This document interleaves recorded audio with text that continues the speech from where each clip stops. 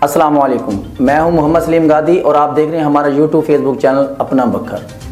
آئیے چلتے ہیں اہم خبر کی طرف۔ بکھر کسی کے لیے معافی نہیں، ڈی پی او محمد نوید کا جرائم پیشہ افراد کے خلاف سخت کارروائی کا حکم۔ عوام کی خدمت کو یقینی بناتے ہوئے جرائم پیشہ عناصر کی مذموم عزائم کو ناکام بنایا جائے گا، ڈی پی او بکھر۔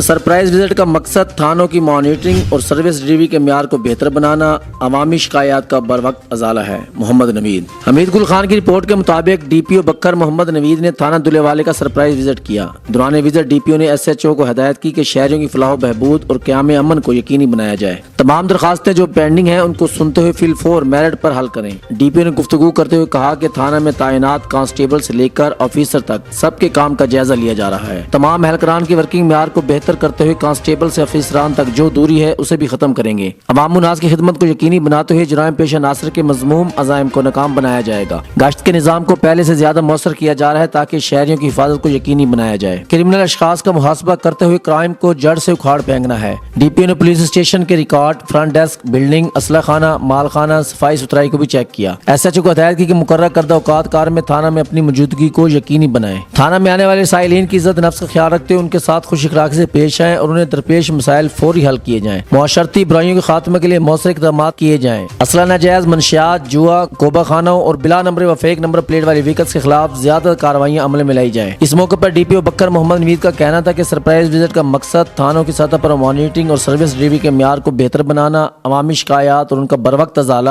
جرائم کی شرح کنٹرول کرنے کے لیے کیے گئے اقدامات کا جائزہ لینا ہے۔ عوام الناس کی جان و مال اور عزت آبرو کی حفاظت کے لیے بکھر پولیس دن رات کوشاں ہے۔ اب تک کے لیے اتنا ہی، تو دیکھتے رہیے اپنا بکھر۔